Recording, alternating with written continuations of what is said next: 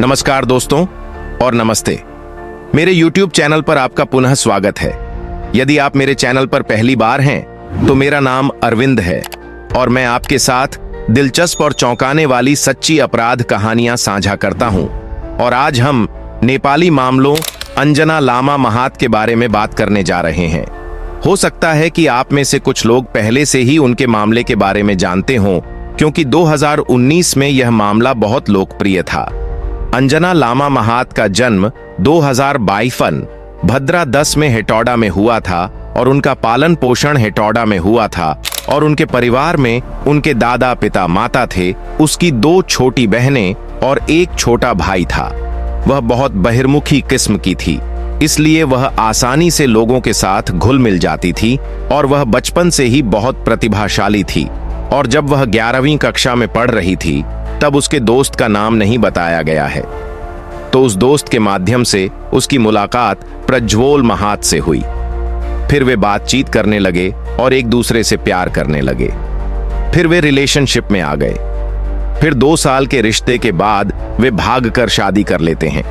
प्रज्वल के अपने बड़े भाई उज्ज्वल महात हेटौड़ा आए और उन दोनों को भागने में मदद की और अंजन के ससुराल वालों के बारे में बताया कि प्रज्वल का परिवार डोलाहिटी ललितपुर में रह रहा था और उसके परिवार में उसके पिता, माता और उसका बड़ा भाई और भाभी थे। और अपने विवाह से पहले ही भाई का इकलौता बेटा प्रज्वल अंजना को अपने माता पिता से मिलवाने ले गया था। और अंजन की मीठी बोलने की आदत के कारण वे अंजना को वास्तव में पसंद करते थे और वे अंजना से प्यार करने लगे और वह उनके साथ उस घर में बहुत खुश भी थी। और अंजना को खुश देखकर उसके परिवार ने भी अंजना और प्रज्वल और उनकी शादी को स्वीकार कर लिया। और कुछ समय बाद अंजना के परिवार ने उसके सबसे छोटे भाई को अच्छी पढ़ाई के लिए अंजना के घर रहने के लिए भेज दिया। और अंजना के ससुराल में हर किसी का अपना काम था, इसलिए दिन के समय घर के आसपास कोई नहीं होता था, इसलिए केवल शाम को ही पूरा परिवार मिलता था। और बाद में अंजना ने अपने घर के पास ब्यूटी पार्लर भी खोला और खुद ही चलाया। और पड़ोसियों और अंजना के परिवार के अनुसार प्रज्वल, अंजना और प्रज्वल के भाई और बहन उनमें से 4 इतने अच्छे से मिलते थे कि वे एक साथ नए और अलग अलग जगहों की यात्रा भी करते थे। अंजना अपने बहनोई उज्ज्वल को अपने बड़े भाई की तरह मानती थी और उज्ज्वल एक बहुत ही मजाकिया आदमी था। वह अपने चुटकुलों से सबको खुश कर देता था, लोगों के साथ मिलजुल कर रहता था। और इस पेशे के बारे में वह एक संगीतकार थे, उन्होंने सुना शैली गीत में काम किया था। उनके घर पर उनका अपना स्टूडियो है, लेकिन बाद में उन्हें अपना पेशा छोड़ना पड़ा। और बाद में अंजना के जीजा और साली भी हेटौड़ा जाने लगे और अंजना का परिवार उसके ससुराल आने लगा।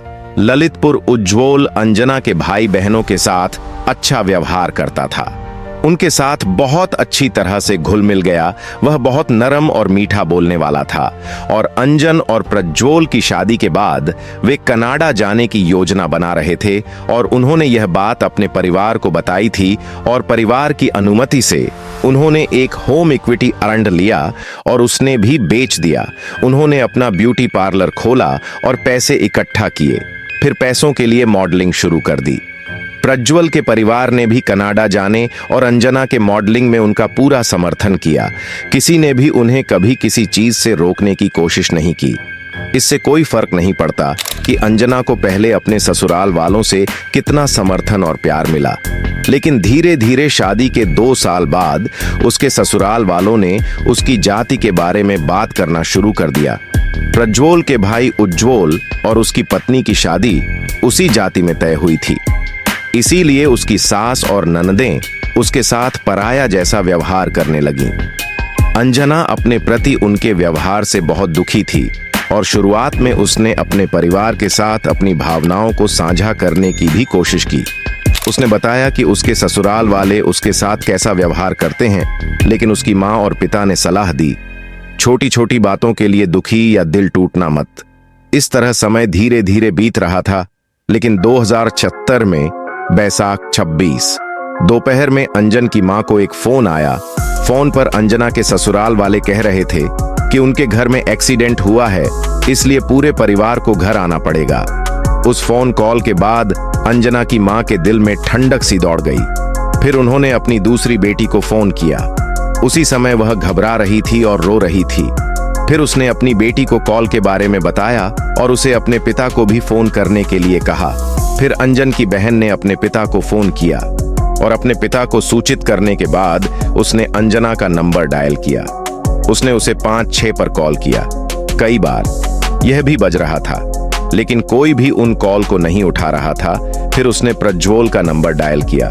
उसने फोन उठाया, लेकिन उसने भी उसे वहीं बताया, गंभीर दुर्घटना हुई है, आपको आना होगा। वे यथाशीघ्र काठमांडू अपने घर पहुंच गए। उन्हें पहला फोन दोपहर 3 बजे के आसपास आया, इसलिए उसका परिवार काठमांडू पहुंचने के लिए तेजी से प्रयास कर रहा था। रास्ते में उन्होंने अंजना के ससुराल वालों को फोन करके अधिक जानकारी लेने की कोशिश की, लेकिन किसी ने भी दुर्घटना के बारे में कुछ नहीं बताया। अंजन की मां को पहले से ही बुरा लग रहा था, इसलिए वह पूरे रास्ते में बेहोश और होश में आती रही, रोती रही, घबराती रही। शायद यह एक मां के दिल की वजह से है। वह पहले से ही ऐसा महसूस कर रही थी। उस दिन उनकी बेटी के साथ कुछ बुरा हुआ था।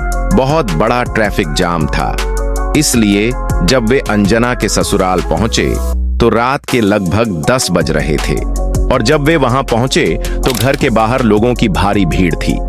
और अंजना के परिवार के अनुसार जब वे वहां पहुंचे तो वहां भीड़ थी और वे केवल लोगों के सिर देख सकते थे, जिन्हें आप अपनी आंखों से गिन भी नहीं सकते। किसी तरह वे उस भीड़ के बीच से अंजना के घर के गेट तक पहुंचे।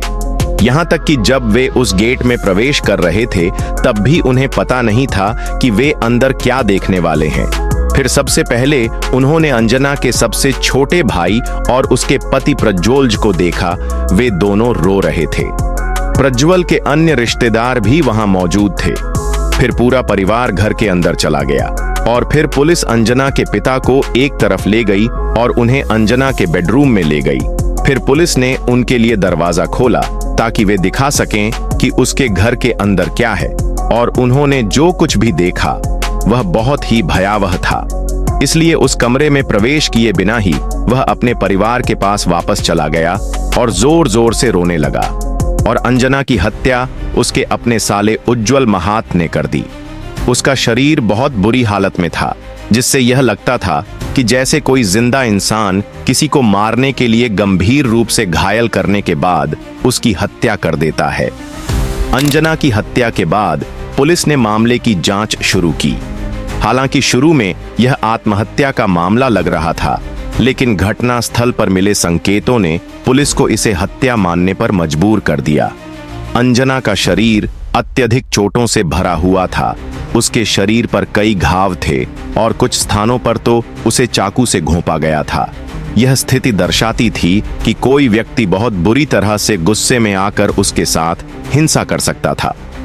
पुलिस ने उज्जवल महात को शक के घेरे में लिया, क्योंकि अंजना के परिवार के अनुसार वह अक्सर अपनी साली के साथ घुल मिलकर रहता था और उनका व्यवहार सामान्य नहीं था। इसके अलावा यह भी पता चला कि अंजना की और उज्जवल की के बीच रिश्तों में तनाव था। परिवार के सदस्य और पड़ोसी यह बताते थे कि दोनों के बीच कई बार बहस हो चुकी थी और कभी-कभी उज्जवल का व्यवहार अजनबियों जैसा हो जाता था, जो कि अंजना के लिए परेशान करने वाला था। जांच के दौरान यह भी सामने आया कि अंजना की मौत से पहले उसके ससुराल वाले और खासकर उज्जवल ने उसे लगातार मानसिक दबाव में रखा था। उसके बारे में जाति से जुड़ी टिप्पणियां की जाती थीं और यह भी बताया गया कि अंजना के ससुराल वाले उसे न केवल मानसिक रूप से परेशान करते थे, बल्कि उसे कभी-कभी शारीरिक रूप से भी धमकी दी जाती थी। यह परिस्थितियां उसे लगातार दुखी और असुरक्षित महसूस कराती थीं। अंजना की हत्या की खबर ने पूरे परिवार को झकझोर कर रख दिया था। उसके माता-पिता, भाई बहन और अन्य रिश्तेदार दुख और आक्रोश में डूबे हुए थे। अंजना के परिवार ने न्याय की मांग की और आरोप लगाया कि यह हत्या व्यक्तिगत कारणों और पारिवारिक तनाव के कारण की गई थी। पुलिस ने मामले की गंभीरता को देखते हुए उज्जवल महात को गिरफ्तार कर लिया। इस मामले में कई पहलुओं की गहन जांच की गई, जिसमें उज्जवल की भूमिका, पारिवारिक रिश्ते और अंजना की व्यक्तिगत स्थिति शामिल थी। हालांकि मामला अब तक पूरी तरह से सुलझा नहीं था, लेकिन इसने समाज में एक गंभीर सवाल उठाया कि पारिवारिक रिश्तों में छिपे हुए तनाव और समस्याएं कब हिंसा और हत्या का रूप ले सकती हैं। अंजना की मौत ने यह भी सवाल उठाया कि मानसिक और शारीरिक हिंसा के परिणाम कितने भयानक हो सकते हैं, और यह कि हमें अपने आसपास के लोगों के दर्द और संघर्ष को गंभीरता से समझने की जरूरत है।